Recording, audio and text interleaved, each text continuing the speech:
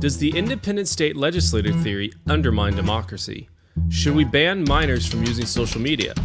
Is affirmative action just fighting racism with racism? We'll answer these questions and more on today's episode of Good Take, Bad Take. Hey friends, welcome to this episode of Good Take, Bad Take. This is the show where we scour the internet for all sorts of different takes and we try to explain what makes them good or what makes them bad. My name's Britt. I'm here with my co-host Donnie. And before we get started, make sure to like, share, and subscribe. You can find us on Instagram at Good Take, Bad Take Pod and on Twitter and YouTube at Good Bad Take Pod. And without further ado, let's get into some of these takes. So the first one is a comment on a meme that I saw on Instagram. Kind of a text meme. And this meme account said, "Let's get married and have kids. So instead of using our years of education to change the world, we can be butlers to tiny people who won't stop screaming at us." Kind of funny depending on what your worldview is. I don't find it particularly funny. But then someone commented on this and they said, "I am excited to announce I avoided this trap by not having kids," thumbs up emoji, "and changing the world by not overpopulating it. Not to mention having time to advocate for more money towards education, environmental protection, and women's equality. For some of us, children would be a burden. For others, not. That's fine." What do you think, Donnie? Oh man, it's such a bad take. Here's what I'll say. That I'm not saying that every single person in the world is suited to have children. I do think, however, that the majority of people ought to. And the Mhm. majority of people ought to do this in a happy way. I think everyone should laud it regardless, right? Whether you're planning on having kids or not, you should laud that as the highest value thing that humans can do and provide. There is no more unique of a way to change the world than to bring in an entirely unique human being. That is the one thing that humans can do that nothing else in this world can, you know? And so if even if you are not called to have children, that is fine, but you should at least respect and promote things that value that in society and culture. Um it, there's this disconnect between people who are sort of proudly no children. I mean, it's kind of like the joke about abortion where it's like, I've noticed everyone who advocates for abortion didn't, wasn't subject to one, right? They were born, kind of a thing.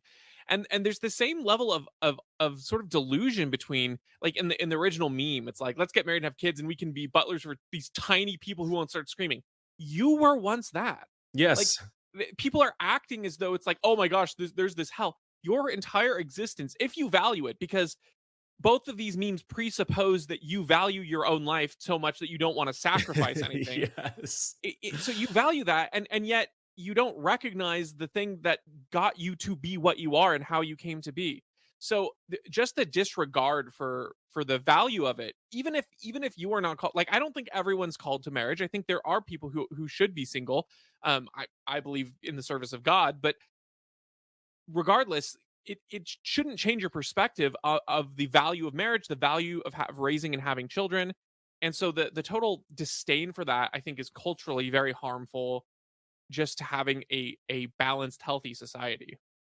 Yeah, what I found really funny was the last line, which is, "For some of us, children would be a burden," as if children are not inherently a burden, like Yeah. just by definition. You Yeah. you literally, a child comes into this world, and the only thing it can do is, poop and sleep, and sometimes not even sleep very well, at that. Right. And so it's like it's not like, oh, for some people, it's easier to be a parent. I mean, maybe depending on the kid, but in general children are a burden. And like you were saying, all of us were that, and all of us had someone love us enough to at least make sure we could get the basic necessities to live. It required massive sacrifice. Even if you didn't grow up in a home that was full of, the traditional loving environment and supportive environment that you've come to know as healthy, like your parents still cared enough about you to, one, your mom cared enough to push you out of her, which is nuts, and to carry you for 9 months and to change her diet and do things to make sure that you stayed alive. And then two, they were willing to, at least for the first few formative years of your life, make sure that you didn't die when you were sleeping, or you didn't get into something you should have because you just don't know any better. So every human 100 billion times, because that's how many humans have been alive in existence, have had someone care enough to sacrifice on their behalf, including this person who's commenting on this. So it's not like, oh, it's just magically easy for someone. Children are a burden for everything, but anything that's worth doing is going to be hard in some way. It's going to require self-sacrifice. It's going to require dedication, but that doesn't mean you shouldn't do it. The other aspect that really annoyed me about this comment, it's this like this veiled sense of they veil their selfishness, and they're like, well, I don't want to have kids because I want to make the world a better place for people or something like that. And she kind of mentions that I want to advocate for more money towards education and whatever. You and I would totally disagree with like all these overpopulation and all of her vanity based virtue signaling. But the point that she misses is that there are people who have tons of children. I think of Elon Musk, for example. I think he's got like 10 kids, who does exceedingly more than any of these child-free people do to better the world. So obviously having a child and having kids is not a barrier. I mean, it might make it a little bit more difficult, or might make you have to rise to the challenge, but it's not something that is insurmountable to you actually doing good for the world or making it a better place, regardless of how you qualify that. It kind of makes me think about the studies that come out talking about college students who have a job tend to have better grades as well, even though they have less time to study and less time to have free time and stuff because they're working a part-time job. They do better than students who don't. And it's because you have to take priority, you have to have discipline, you have to regiment yourself. And I think the same thing in many ways about successful people often have children. It's not a one-to-one correlation, but there's something about I want to make the world a better place because of this, sort of vague, nebulous idea of humanity. There is nothing like wanting to change the world and do things and be and create, value and positive effects in the world because of the progeny, because of your progeny, because of your future, your children, your, descendants. That is going to motivate people far more than this vague sense of like shared humanity or love of general people. And so you couple those things, and again, this sort of like false choice becomes more apparent. That it's not a choice of either you have kids or you can change the world. Yeah. In many cases, because you have kids, you want to change the world, and you're more motivated to do it. And the last thing, In an effective way yeah, too. right, Right. exactly, in an effective way that's efficient, that's meaningful, and that's value, full of value. I think your point on it being tough, and that's why we should do it, is another really important thing that we need to have our culture regain. This idea that the best life is the one that has the least amount of effort is not that's not what we should be valuing. We should be valuing taking up burdens for worthy causes. And I mean, even I think of even the scripture verse where he says, "My yoke is easy and my burden is light," but he doesn't say, "Don't take up this yoke." He doesn't say, "Don't avoid any sort of struggle." He said, the verse says, "Take my yoke upon you." So even from a Christian perspective, there's this call to doing work, do hard things. Um, and so I don't know. I think that this you're trying to, like you said, virtue signal on the one hand with all of these things that they're allegedly going to somehow do without kids and advocate for it, but really it is to mask the selfishness of which they betray in the last line. Because you know ultimately, if you're advocating for money towards education, environmental protection, and women's equality, unless you're literally just saying we other people should pay more money, if you're doing any kind of Yes. meaningful activism in those things, that should be a burden, right? And so it's just one burden for another. So it's not a matter of no burdens. Exactly. These people say, well, I just, some people are not equipped to have kids, and I want to change the world. It's like, well, if you don't have the capacity, to self-sacrifice and raise one child, what makes you think that you can, work for the good of, millions of people, as they would try to put it in scale? It's like, I highly doubt you're going to actually be effective at that. Can't be both of those things can't be true. Children are such a burden, or I'm not equipped to be able to handle that burden, but I also want to take on the burden of all mankind. It just doesn't work that way. You got to start small. If you can't do the small things, you're not going to be able to do the big things. Yeah, and last thing, of course, the overpopulation metric is Yeah, stupid it's always because the dumb. aging demographic. I mean, like, look at China; they're struggling because of their one child policy for so long. So let's stop it with the overpopulation crock. It's nonsense, and anyone who brings that up just doesn't know what they're talking Only about. people, and this person is an artist, and takes photos for a living apparently. But only people who don't produce physical required goods uh, think that we have an overpopulation problem. Anyone that actually works in any sort of construction or production or manufacturing realizes, like, holy crap, we don't have enough people to fill the jobs and the positions, and we're actually, the labor market in those areas is strained. So yeah, I'm glad you pointed that out as well, because that was a silly part of her comment as well. Yeah, I don't think I'll be hiring her for any photography. I think I'll go to you, Britt, with hold your heart, stuff Oh like yeah, that. yeah. Throw back to cringe posts. Yes, sir. All right. Next up, we got Barack Obama, and he is tweeting about a Supreme Court decision that recently happened, I think, for North Carolina. And he tweets, "Today, the Supreme Court rejected the fringe independent state legislator theory that threatened to upend our democracy and dismantle our system of checks and balances. This ruling rejects the far right theory that threatened to undermine our democracy and makes clear that courts can continue defending voters' rights in North Carolina and in every state. Thanks to a couple people, Eric Holder, for helping make this happen." What do you think? I kind of have a lot of thoughts on this. The first and foremost being, you can argue that this theory about legislative power determining how voting goes, you can argue that like you dislike that because of some democratic principle. You can't argue that it's far right or fringe or somehow unique and totally out there from our founding. um No. the legislatures had so much more authority originally because of course states themselves had more authority than a federal government. And unfortunately, we changed how senators were directly elected, and I think that that's actually been another example of taking you know authority away from state legislatures, and it makes it into a race to the bottom now. And so I think that voting rights are a similar thing.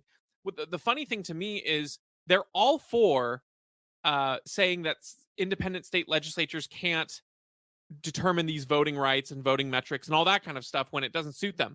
But they're more than happy to embrace state legislatures requiring the electoral vote be determined along popular vote Yeah. lines, which is funny because that would be another state legislative power determination whether or not that should be the case. And the way that it's set up constitutionally is the electors get to choose. So if you're saying that they have to follow the will of the people, you're actually saying that state legislatures should have the authority to dismantle the current system of voting that is in effect. So it's kind of this, you know, it's not a principled thing. It's a one case, one base off. My team wins, your team loses, and that's the principle I uphold. There's not a broader principle than my I win, you lose, kind of game theory here. I just, the smugness at which he says, "Today the Supreme Court rejected the fringe independent state Yeah, legislature." It's like so fringe that was basically the core of how the founding fathers decided to make us states, right? That's like we're called the United States. It's that, maybe their states would secede from us, maybe, and they were the states were supposed to keep the federal government in check, not necessarily the other way around. Depending on who you read, but it's I was thinking about, when I read this, the Frank Herbert quote, he author of the Dune series, and it's that, the ability to destroy something is actually having absolute control over it, right? And so the federal government wants as much control. It wants to be able to destroy whatever decision it doesn't like the state, that the state legislators pass down, because it ultimately wants ultimate control over all of that, right? And it all, harkens all the way back to Lincoln not letting the South secede, from the United States. And regardless of whatever your opinion is about whether that was about slavery or about other things, like, that was part of the original deal, right? When the states all decided to become part of the Union. And within about 80, 90 years, that deal was people were reneging on it. So, um, yeah, the states are the closest to the people, and that's how it was set up so that people's voices can be more powerful. The closer the legislative branches are, and the people that are actually legislating laws are to the people, the more voice those people have. It's really funny to me that you can have representatives that spend more time in Washington D.C. than they do actually in their home state or in their own district, and they still talk about democracy and all this stuff. It's like, well, where you live, kind of determines what you're focused on, and what you're focused on determines what you advocate for and what you actually get results for. When you're living in Washington D.C., that's generally what you're going to be doing. Whereas the state legislator, the same thing applies, right? But it's not as powerful because the proximity is still closer to the people that they actually serve. If I was in the state legislator and I represented my little part of Snohomish County, if I did something really stupid that served my self interest, like my neighbor is about 50 feet that way, and they would probably know about it, and I would feel somewhat accountable to them. But when the further you move it away, the worse it gets. And that's not to say that you don't necessarily like some of these jury rigging things and all this stuff that goes on, but uh, the principle of it and the disdain that our elites have for the common folk actually making their own decisions, and then the way they lie about like this is a threat to democracy, just it's such a bad take. Yeah, I know. I completely agree. It's also very funny because he's saying that this is, that would upend the system of checks and balances, Yeah. which is just very funny because in and of itself, the idea of states having electors, each state determining elections, that is a system of check and balance. So each state having the ability to control that is a check and balance. So denying the state the ability, the state legislature to set those rules and things, you're upending a system that would be a check and a balance. So it's again, it's just a matter of whether or not you agree with the check and balance, if it counts as a check and balance or not. Yeah, yeah, yeah. And that's, I mean, that applies to both Republicans and Democrats, right? Oh, Uh 100%. it's not just Barack Obama. I mean, everyone plays that game, and that's why, being a statist is a dumb thing to do, because eventually the power that you have wielded, you can't hold on to it forever, and it will be wielded against you. Absolutely right. All right, moving on to our next one. We got a bit of a long post, but it's a good one, and I'm interested to hear your thoughts on it. Yeah. So we've got this gal, and she writes, "New for me in tech dirt. Everyone talks about harmful ways minors use social media, but they use it productively too, just like adults. Here is how I use social media as a teen to get medical help and to network in my field and for fun. I effectively have three stooges syndrome. People with autoimmune diseases often have a few. I'm up to 8. I figured many of them out myself, but when you're a 13-year-old girl with insane pain, nausea, bloating, exhaustion, doctors just don't believe you. I lost track of the scans, blood tests, sonograms by this point. I also learned that I was lucky to have a doctor who would listen and I also learned that I was lucky to have a doctor who would listen and not to expect that would be the case. Enter social media. I'd been getting constant colds and infections since I was about 10. Primary care kept telling me it was a bad season.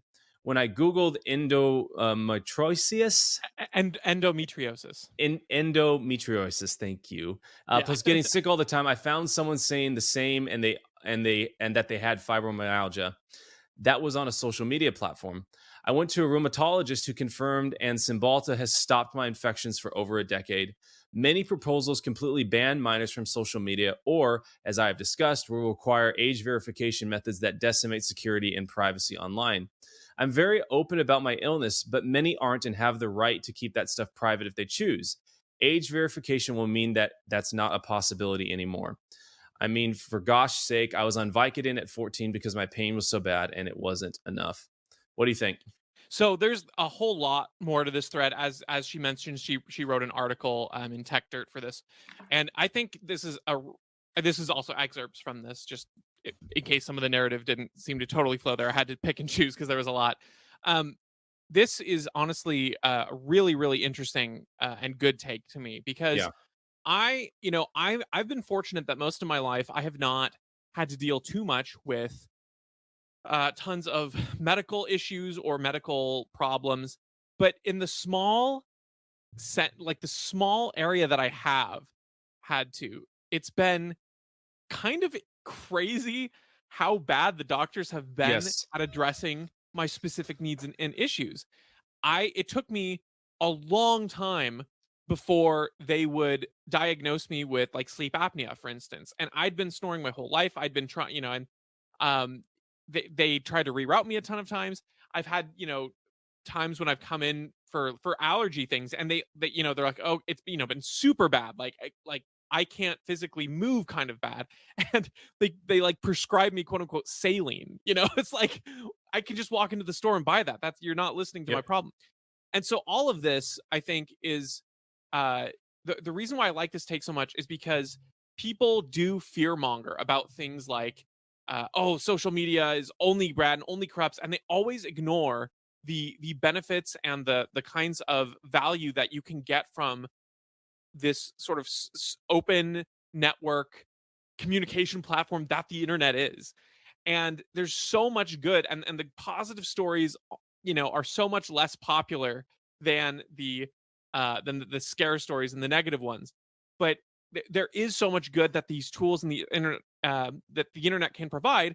And when legislators come in with things like the age verification laws that they're trying to pass and require and put burdens on internet providers and website hosts and things like that, you crush and cripple so much of the ability people have to use the internet effectively. And it's all of the unintended consequences from these bad regulations that aren't seen at first, that then years down the road become painful and horrible. And you're like, how did this get passed in the first place? And so I think this was a really, really interesting and good perspective, one that I hadn't considered before. Yeah, because I have some health issues as well, and when I was dealing with them, I would see doctors, because that's the traditional route to go. And in the first about year of me dealing with stuff, they prescribed me things that were actually enhancing the bad effects, if that makes sense. So they would just stack it on. So they gave me proton pump inhibitors for my stomach, and it turned out that my stomach actually wasn't producing enough acid, so they actually blew up my ability to produce any stomach acid. But that was just the recommended thing that they have when they entered it into their whatever system they've got. But I was able to figure out how to determine whether I had no stomach acid by Googling, and I was like, oh, there's this thing called a Heidelberg test, and you can go get it for $50. Uh, and someone has to supervise you when you do it, but you go and you do it, and then you can determine whether your stomach is producing acid, which it's a pretty important part of digestion and everything. And so yeah, I came to find out through that. And it would be awful if I couldn't go find that information, right? Like my life has improved vastly after I've known about that information, but I could only know about it because it was accessible to me in the world. And it's because you've got all of these people on Reddit, on different types of health blogs, on just people on Facebook groups. And it sounds kind of fringe, whatever, because that's what the people want you to think, trust the experts. But it's like, well, no, this is the amalgamation of millions of people dealing with the same issue that I have. Some of them that are in the journey of figuring out, some of them that have figured it out, all pulling all of their resources and their experiences all together. And I have the ability with a couple, strokes of a keyboard to see all that and to process it and to see what intuitively what actually relates to me and what doesn't relate to me. And so that's really important, and I like this her angle on this because I'd never really thought of it that way. Like you were saying, it kind of reminded me of do you remember the "He Will Not Divide Us" thing with Shia Yes. LaBeouf? Yeah. Yeah, so Shia LaBeouf had this when Trump got elected, a 24/7 camera thing where he basically stood in front of it in public, and everyone came up and he kept just chanting "He will not divide us," talking about Trump. And then eventually the internet figured out how to like hack it and vandalize it, and so then he eventually like kept moving the camera, and then he eventually just settled on raising a flag in some city that just said "He will not divide us." And users on the internet like coordinated just spontaneously, and they figured out based on like the stars in the sky at the time, and then they had someone in the location drive honking the horn until they found the flag, and they lowered it and they put up a Pepe the Frog flag in its place. And she's like, that's amazing, right? Like, I mean, that's super duper troll, and maybe you like Shia LaBeouf so you didn't like that, but regardless, like that speaks to the power of the internet, right? It doesn't, all of the burden of figuring out a problem doesn't need to be on one person. It can be, mass exported across millions of people figuring it out and contributing to solving the issue. And it's really amazing in the medical field. And it's one of the things that really drives me crazy about these doctors that will say things like, "Oh, well, don't do your own research. What did you Google that?" It's like, yeah, dude, I just Googled. I use a tool that has access to all of the information that has almost ever existed and been documented in mankind's history. Like, is your brain better than that? because I know mine's not, and I don't know anyone's who is. So the internet's an amazing thing. We should not be, segmenting it off. I think the antidote to the stuff that we're dealing with kids, where they're having issues on TikTok and over sexualization and other sorts of bad behaviors, is not to necessarily restrict the internet, but to have a zero tolerance policy morally from a family standpoint for bad moral behaviors. But we want to have our cake and eat it too. We want to have all the social media, but we don't want to crack down on bad behaviors as parents to our kids, and to hold people to a higher standard. But in order to have that power, you have to also do that, or it's going to go badly as it has. Yeah. Well, and the other aspect that I would say is, when you're talking about limiting what data you should or shouldn't see, like, I get it. You can misinterpret data, and you totally can. But the better approach that doctors generally should have is, oh, okay, so I see you've read about this and this. Here's why I don't think it's these. And you explain, and you bring someone along. I've almost never had doctors that do that. And I'm not saying doctors don't generally. But I am saying that in many cases doctors don't do that. And so when you when you can go through something like the internet that not only will tell you, oh, I think I have this thing, but they can explain why and the symptoms and how they relate and things you can do.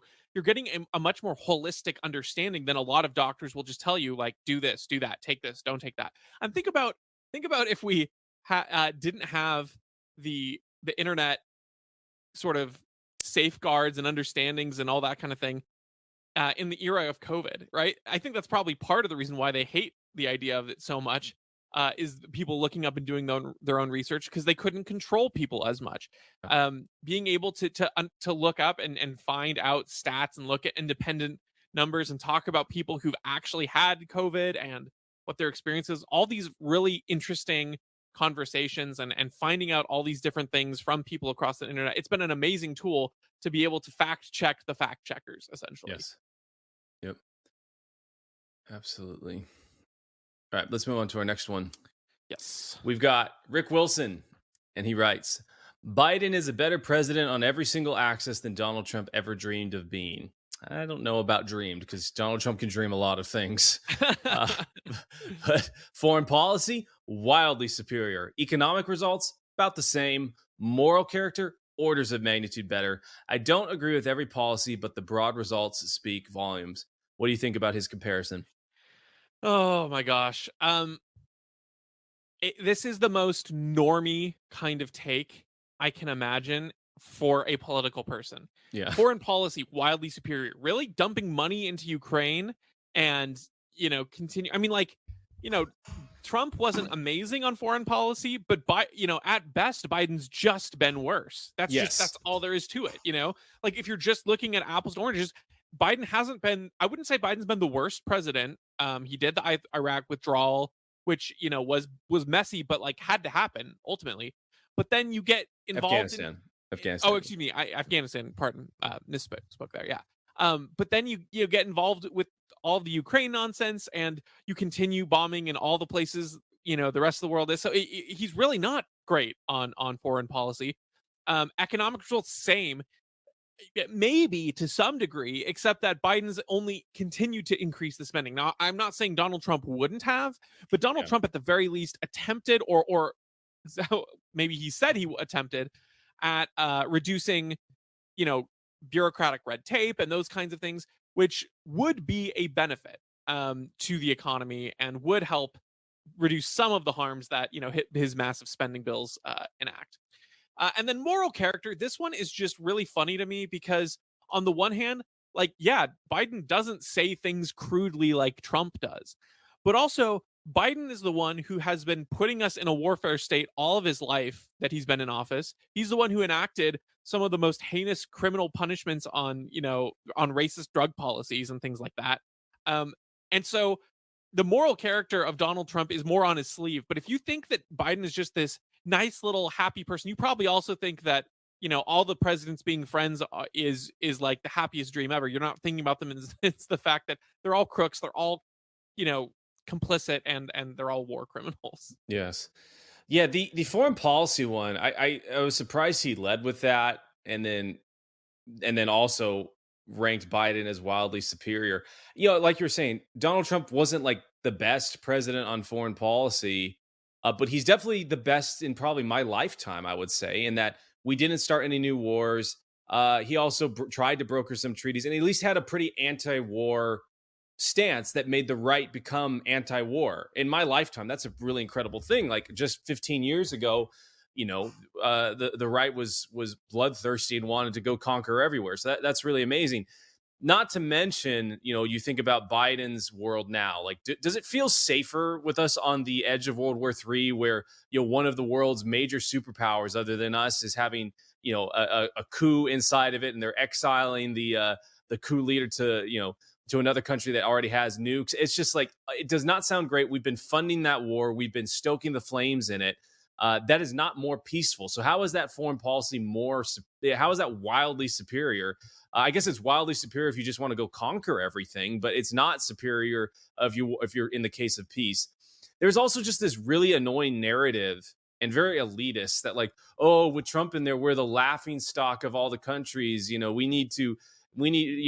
sits at the summits and they all laugh at him and stuff. It's like, yeah, but who cares, man, at the end of the day about that? Like, I just care about the results and the peace. And we didn't get into any new wars, which was great. Seems like we had some good stuff worked out over in the Middle East. Not the most ideal, but it was something that was worked out with the Abraham Accords, which is cool. And then, I mean, the whole thing of him crossing the border into North Korea, a president doing that is actually somewhat courageous in a lot of ways, regardless of whether you think that was good or bad. I happen to think that's like we should try and be as friendly as possible to people that have a lot of power and hold about millions of people hostage. But that was like a really courageous thing for Trump to do. And if it had been a different president, it would be a historical moment and a historical picture. But unfortunately, because it's Trump, it's not.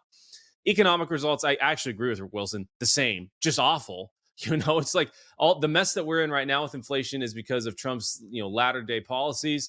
And the pain that we're going to feel in about a year, 2 years from now is going to be due to Biden's policies. They basically run the same ship. It's because the same bureaucrats are in charge. And then moral character, the thing that gets me about Biden is that, this guy, when he's running, complains about how everything is working, how it's systemically racist and how we need to change this and we need to make it better, as if he wasn't the one sitting behind, the wheels of power for the past 50 years. It's like, okay, well, you can't really separate yourself from the results. What were you doing? And Trump did a good job pointing this out. It's like, you were in there, Joe, for 50 years and you did nothing. So you can't really speak to that. So yeah, and then on top of that, you see all these things come out with Hunter Biden and the way his family is run. And the words that he says when he's talking to blue collar workers who don't like him, and it's like, oh yeah, this guy's just a rich, spoiled, awful person who has no concept of the real world or real Americans and what they need. Yeah, exactly. He's just hiding behind the memes. Yep. Dark Brandon. Yeah. All right, moving on to our last one. We've got. I'm assuming you want to do Clint's take, right? Yeah. I thought that's the. All right, so Clint is retweeting a Robert F. Kennedy Jr. tweet. Robert F. Kennedy Jr. writes, regarding the Supreme Court banning affirmative action in higher ed, I know many Americans feel that purely race-based decisions are unfair. However, this feeling misses important context. The effects of racist policies going back centuries are now self-perpetuating. Affirmative action understands this and uses race-based policies to undo the effects of racist policies. Clint quote retweets it. Racism to fix racism. For the life of me, I can't understand how people make this argument and don't see how evil it is. What do you think about Clint's perspective? I think that that's the correct perspective, but I will say I understand how people make the argument, because when you think about it, if you boil it down in your mind and you let's just you take two people, okay? Let's say it's you and me, and we're running a race, and the countdown happens, 3 2 1 go, and at go I grab your shoulder and push you behind to give myself a boost, and you're behind, right? And then the race happens, and as we're running, the ref sees that and says, okay, you have to stop running for like 3 seconds so that Britt gets to catch up because you pushed him behind directly as your action. That makes sense in the way that you are being stopped, in the way that you stopped someone else, because of that because you missed the fair opportunity and you would have never had a chance to catch up in a heated race like that. However, the problem with this line of thinking is twofold. One, it assumes the guilt of your father is your own guilt, right? It assumes that anyone who has descended in this country from people who were slave owners directly is complicit in and must pay for the sins of their forefathers, which is funny because a lot of the people who try to take claims for this actually are descended from slave owners as well. Um, that being beside the point, the more important problem with this is it assumes race and collectivism is the same as individualism. It assumes that you Yeah. can take a race and boil it down as all race are the same. All people of this race are the same. Everyone in this situation is the same. And therefore, when, white people broadly speaking took slaves from Africa into existing slaves from Africa into the US, and then we started ahead there and they've started behind. Now it's okay. But the problem is every time you deny someone an application because of the color of their skin, if they were qualified, you're denying that individual human's life, not the Yeah. race of white people. You're not doing anything noble. You are destroying that one person's opportunity there in the name of collectivism that has nothing to do with that individual, has nothing to do with the individual that you are helping to promote. So while I can say that I'm all for individual organizations and groups that want to help promote specific people. I'm not saying that you shouldn't be able to discriminate if you want to. If you want to start a fund to help promote black education, those kinds of things, that's fine. But you have to recognize that the government, which is this is all about, a government that's purportedly supposed to treat people as equal under the law. That is where you get the problem because uh, affirmative action is inherently unequal. And like I said, I'm okay if individual, private entities want to do things unequally. I think that private individuals and private companies have that right. But if you're talking about a government which is using legal, publicly funded tax-paying uh, dollars to run and to operate, then you absolutely have to treat people under the law, not based on this arbitrary distinction of race. And maybe you can help me understand because I'm not terribly familiar with what's happened. Was the affirmative action on college campuses a government mandated? So it was a criteria that public school UNC was using and then private school Harvard. But because of the amount of grants and funding that Harvard received from the US government, they ruled that so much of that Harvard's program was essentially public dollars Oh, I that see. using that in that way is treating people unequally under the 14th Amendment. Got it. Okay, yeah, that makes sense. Because I mean, I actually support the any business to discriminate however they want, and then to Right. also reap the consequences freely of that discrimination. Um, so, but regardless, Robert F. Kennedy Jr.'s, I appreciate his argument, if that makes sense, because it's relatively well thought out. It's relatively like articulate, and I think you can understand and interpret a person's pliability to discussing something by how well fleshed out their argument is. And I felt like it was fine. Like I understood what he was saying. I disagree with it, and I agree with Clint that this racism, and that's why I was laughing. Affirmative action understands this and uses race-based policies to undo the effects of racist policies. It's like it's literally racism to fix racism, Yes. as what he's saying, and that's and what's hilarious about it. And you were kind of getting to it is that I would actually have no problem from a moral standpoint of if there's a descendant of a slave owner that can quantify their losses, and then they can also point to who perpetuated those losses and how they still have some of those things on their person. Like I would actually have no issue with that type of investigation and that type of like restitution occurring, right? Even if it was like 2 or 3 generations back, the problem is you can't really track that because everyone victimizes everyone at some point in history, right? So the person that you're tracking down could probably have a claim to you from someone further back in history. So that's why it makes all this kind of stuff silly. The other aspect of it is a lot of these people that are benefiting from these affirmative action programs are not actually descended from slave owner or from some people that were owned as slaves. They immigrated here after slavery was ended, and so many of them immigrated here after the desegregation happened in the 60s and 70s. So most of them have never actually grown up under this life that they are claiming that they makes them deserve some of these things. The other aspect of it too is this discriminates not mostly against white people, but mostly against Asians, Yeah. right? Because Well, and they were the party that sued in both exactly. cases. Yes, Yeah. that's exactly. So, you know, merit-based systems generally will favor Asian families because Asian families are have the highest rates of fathers staying in the household. They also have the highest levels of traditional family values being taught, and they have the most emphasis on education and personal responsibility across all races. And when you have those types of statistics backing you up, as a family and as a race, like you're going to succeed, or the number of people within your race are going to generally succeed more than and occupy positions of higher power and more steam, like at Harvard or at any of these huge businesses.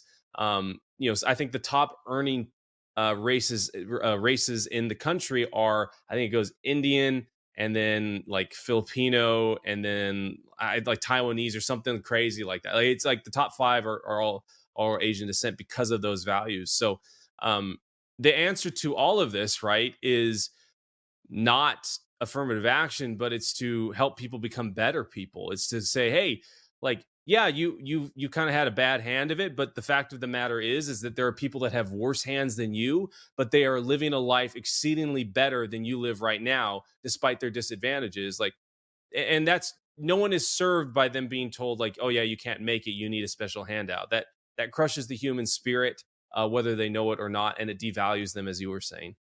Yeah, and thinking about all of these things from the race perspective is it's like there are people who come in with less and unequal amounts, and you, like you said, a lot of the people who came in were immigrants themselves. Like, people come from a variety of starting places.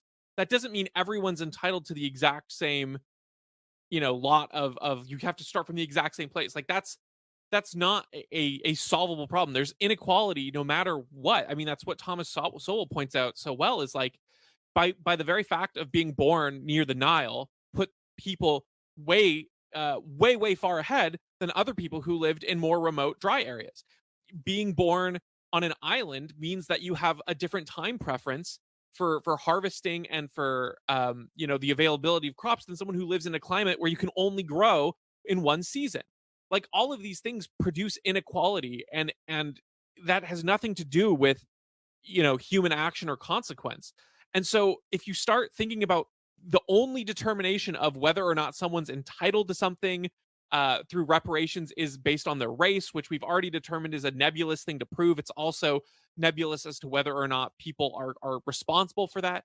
There's all these factors. You start, building this society where no one or everyone feels entitled to everything, and no one should overcome any kind of a setback. Like, the fact that I don't have a dad who's going to give me $1 million loan off the bat to run a business.